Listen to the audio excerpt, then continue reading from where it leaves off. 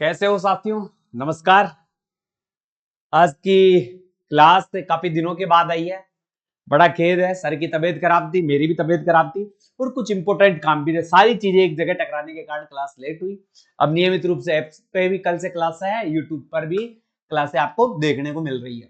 Home guard वाली class की बात कर रहे हैं। होमगार्ड के बच्चों ने जितने भी कोर्स परचेज कर रखा है, टेंशन वाली बात ही नहीं है। जिन्होंने नहीं परचेज किया है वो परचेज कर ले भाई साहब। जिन्होंने कोर्स नहीं ले रखा है तो होमगार्ड का कोर्स जरूर ले ले।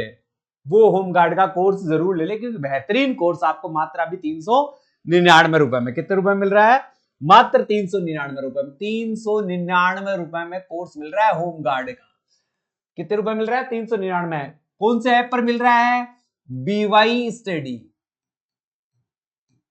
बाय स्टडी ऐप को डाउनलोड करें, गूगल प्ले स्टोर पर जाइए, बाय स्टडी ऐप को डाउनलोड करें और अपनी बेहतरीन तैयारी के लिए, होमगार्ड की तैयारी के लिए आप यहां से कोर्स खरीद सकते हैं। ठीक है, चलते हैं अपन प्रश्नों की श्रृंखला चालू करते हैं। पहले प्रश्नों पर बात करते हैं, फिर आगे तमाम मुद्दों पर बात की जाएगी कि निम्नलिखित में से किसे भारत के लोहा पुरुष के रूप में जाना जाता है? लोहा पुरुष किसे कहा जाता है, ये पूछ रहे। भारत के लोहा पुरुष के रूप में किसे जाना जाता है? सरदार वल्लभ भाई पटेल, दादा भाई नौरोजी, पंडित जवाहरलाल नेहरू। आप सभी को ज्ञात होगा मेरे साथियों, जो पंडित जवाहरलाल नेहरू थे वो देश के फर्स्ट पीएम थे, प्रथम प्रधानमंत्री। प्रथम प्रधानमंत्री थे, अरे प्रधानमंत्री थे। इन्हें चाचा जी के नाम से जाना जाता था।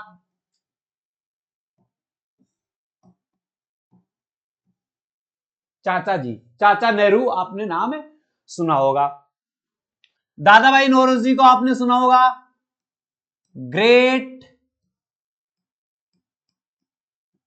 Old man, great old man of India के नाम से दादा भाई नौरोजी को जाना जाता है। और सरदार वल्लभ भाई पटेल, सरदार वल्लभ भाई पटेल को भारत का क्या कहा जाता है? लोहे पुरुष कहा जाता है। लोहे पुरुष के रूप में किसको जाना जाता है? सरदार वल्लभ भाई पटेल को जाना जाता है। तो आपका फर्स्ट आंसर, फर्स्ट पर्सन का आंसर क्या रहता है? सरदार वल्लभ भाई पटेल। क्या रहता है? सरदार वल्लभ भाई पटेल। ये प्रथम प्रथम उप प्रधानमंत्री भी थे। उप प्रधानमंत्री, हालांकि संविधान में कोई पद नहीं होता, मगर किसी राजनीतिक मुद्दों के लिए, लाभ के लिए इस पद का सर्जन किया गया है, तो पहले उप प्रधानमंत्री के रूप में भी इनको जाना जाता है।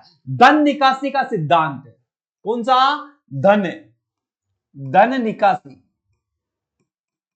धन निकासी का सिद्धांत दादा भाई नौरोजी ने दिया था। धन निकासी का सिद्धांत किसने दिया था?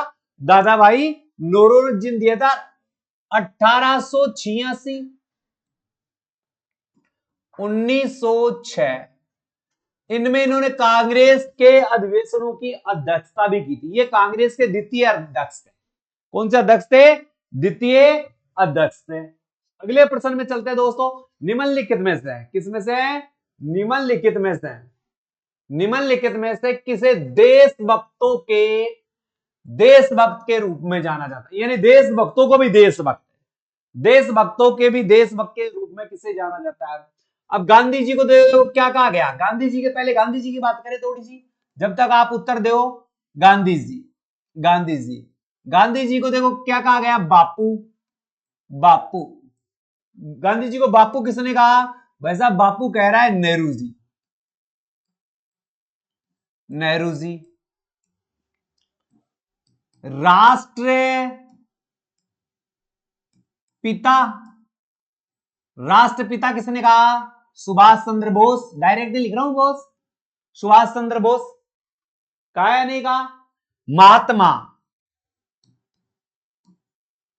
महात्मा, महात्मा किसने कहा?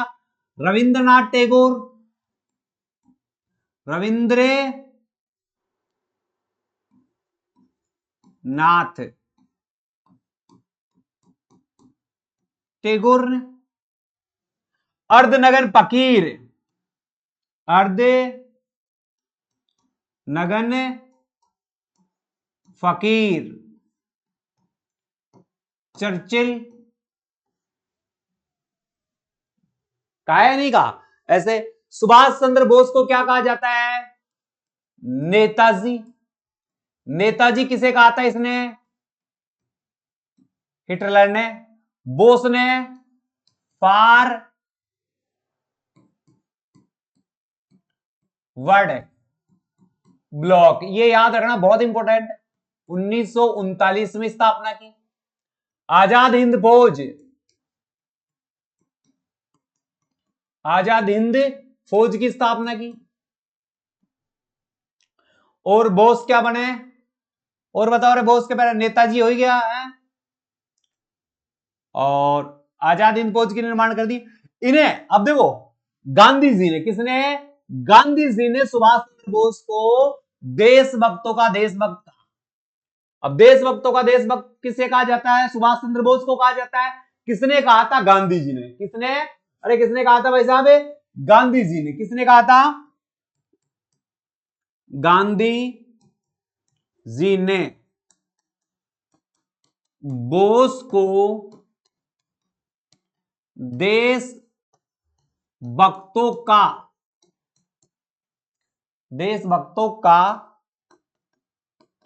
देशभक्त कहा। देशभक्तों का देशभक्त गांधी जी ने किसे कहा था? बोस को कहा था। और बोस ने गांधी जी को क्या कहा था? गांधी जी को क्या कहा था? बोस ने राष्ट्रीय पिता कहा था। बात कंप्लीट है। अरे बात तो समझ में आ रही होगी। ठीक है भाई। भारतीय बैंकिंग प्रणाली IFSC जो कोड होते हैं, इनका पूरा नाम क्या है? Indian financial system code. C option. C option. आगे चलते हैं।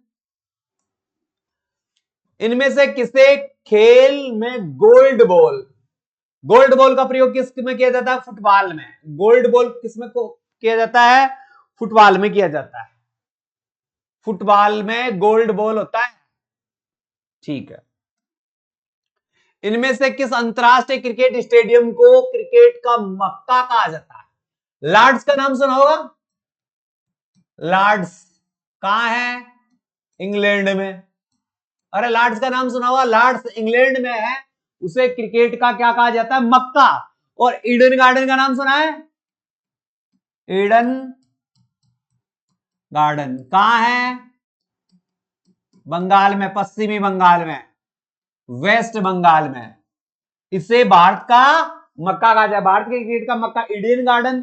जबकि विश्व में क्रिकेट के स्टेडियम ईडन गार्डन को क्या कहा जाता है? क्रिकेट का मक्का। तो उपरोक्त में से कोई नहीं। उपरोक्त में से कोई नहीं। बेरबॉर्न क्रिकेट स्टेडियम कहां स्थित है? बेरबॉर्न क्रिकेट स्टेडियम तो भाई साहब कहां स्थित है? मुंबई में है। मुंबई महाराष्ट्र में। मुंबई महाराष्ट्र में है। लॉर्ड्स आपने देख लिया इंग्लैंड में है। Eden garden Kolkata.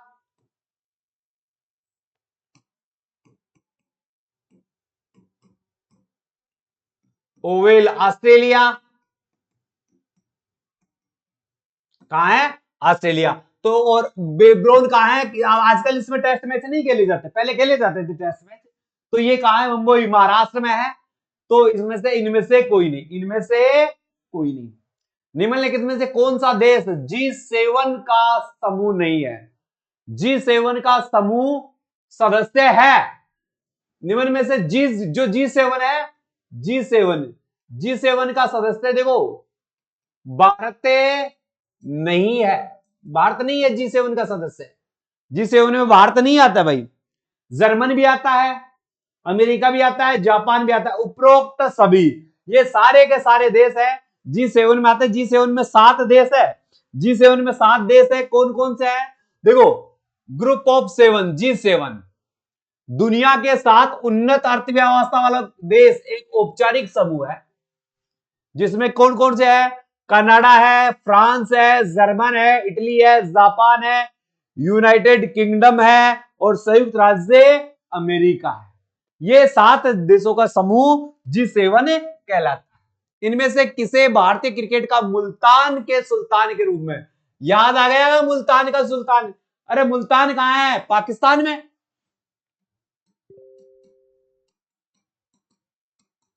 पाकिस्तान में। और टेस्ट क्रिकेट में आपको पता होगा 13 शतक लगाया था, किसने लगाया था? वीरेंद्र सहवाग ने। किसने लगाया था? वीरेंद्र सहवाग ने। गांगुली को क्या कहते हैं? दादा। और इसे क्या कहते हैं? मास्टर।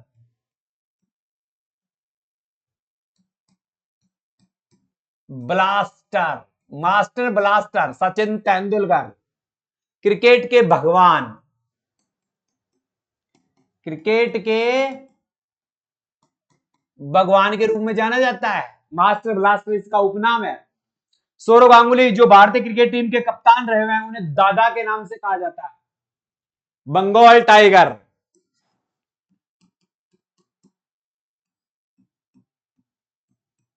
बंगाल टाइगर कौन है? सौरव गांगुली।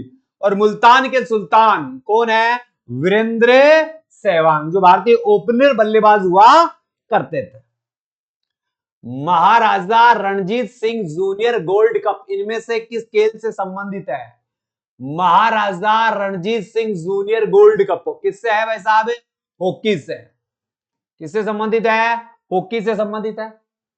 अब क्रिकेट में तो आप निकाल ही दोगे भाई, अरे क्रिकेट में तो छांट ही दोगे। कौन कौन से छांटोगे?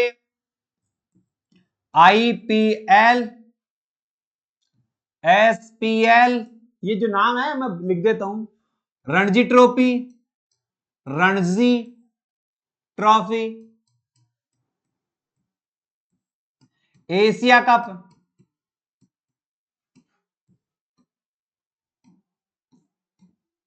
वनडे, वनडे वर्ल्ड कप, अरे लिख जा रहे, वर्ल्ड कप और T20 world cup, world cup. आते हैं नहीं आते? चैंपियन ट्रॉफी,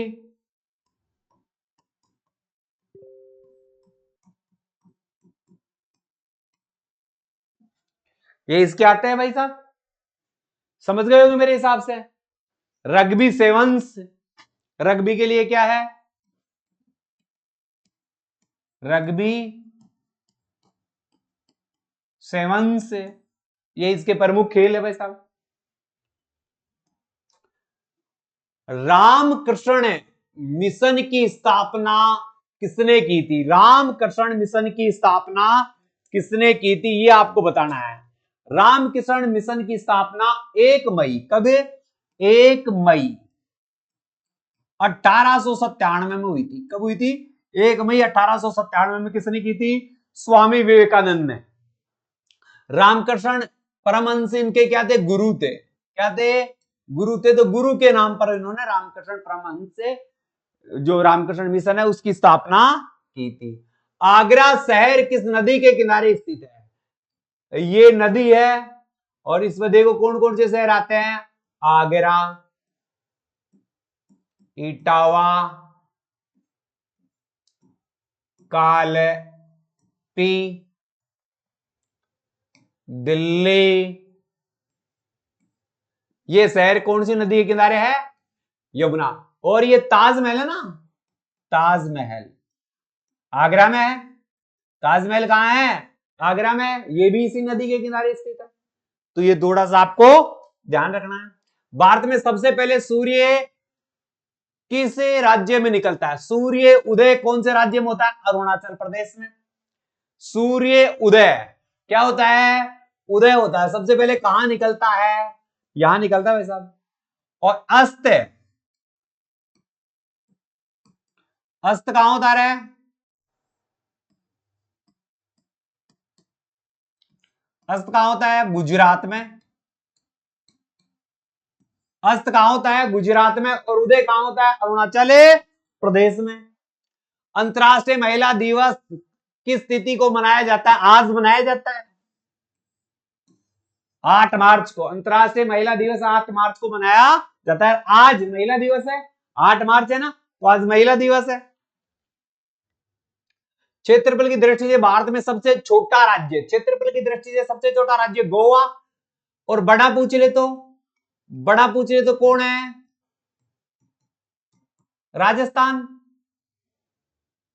अरे राजस्थान है क्या? राजस्थान। ये तो किसमें है? क्षेत्रफल में।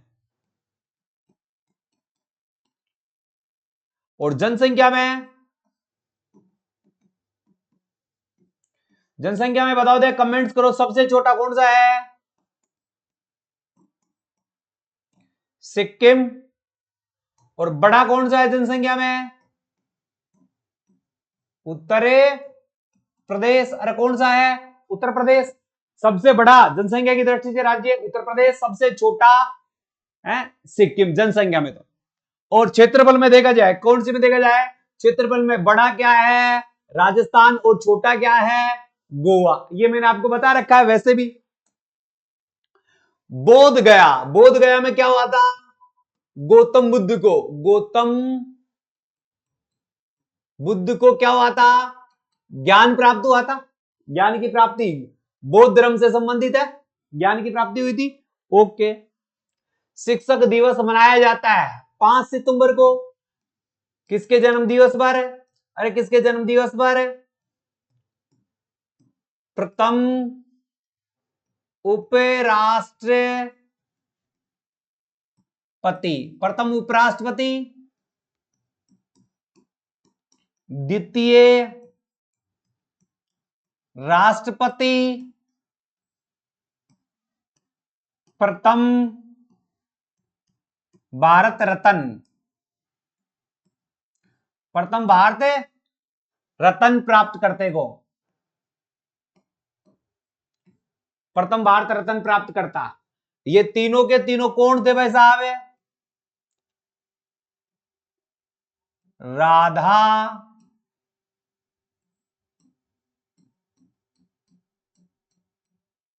कृष्णन। कौन? राधा कृष्णन। कौन थे भाई साहब? सर्वपल्ली राधाकृष्णन। सर्वपल्ली और लगा दूं,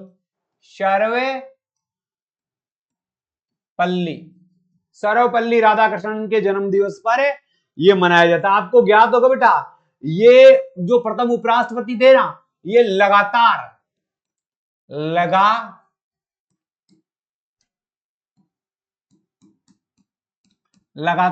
दो बार उपराष्ट्रपति रहे। लगातार 2 बार उपराष्ट्रपति। दो और एक और कौन रहा था? हामिद अंसारी।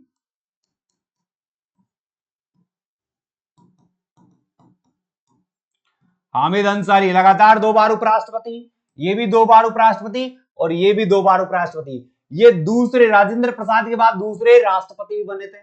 ठीक है। और इनके जन्म दिवस पर ही क्या मनाया जाता है? शिक्षक दिवस मनाया जाता। अमित्र सेन नोबेल पुरस्कार प्राप्त हुआ था अर्थशास्त्र के क्षेत्र में। कब हुआ था? 1998 में। और भारत में प्रथम नोबेल पुरस्कार किसे मिला था?